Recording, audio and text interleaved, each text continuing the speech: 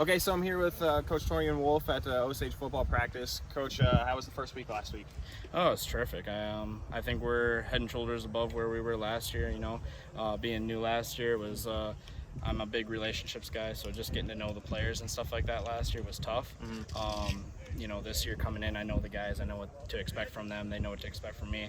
So we just kind of jumped into it and got after it. So yeah. So is that something that comes with experience? That that being in your second year, guys are kind of head and shoulders where they were, above last year. Relationships are better. Like, how excited are you for year two?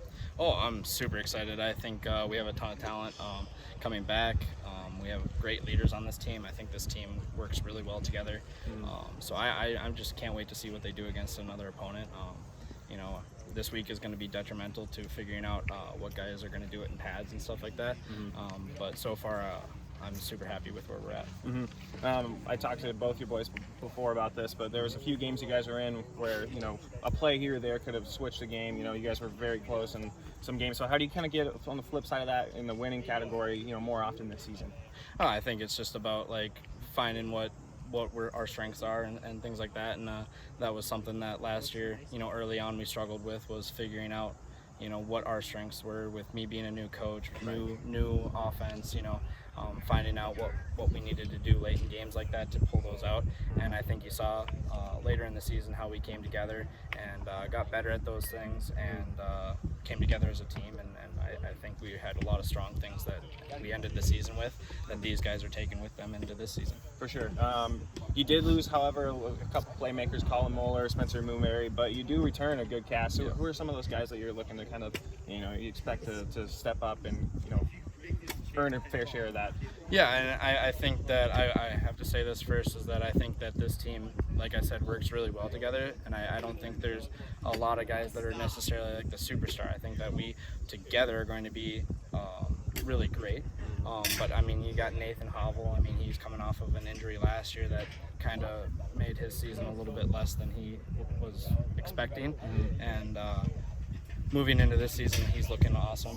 I mean, he's still not 100%, but he's doing a heck of a job out there right now. And then Ben Miller is stepping up big time. He's just a big, tough guy, so we got to utilize him.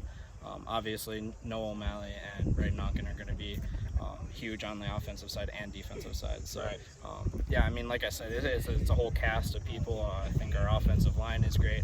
Our defensive line is going to be some bigger boys than Osage is usually used to. So I'm expecting great things from all our positions. Is that something you're kind of preaching this year, is more of like a team aspect? Like you said, a lot of playmakers, but a lot of guys that if they work well together as a team, is that something you're kind of preaching?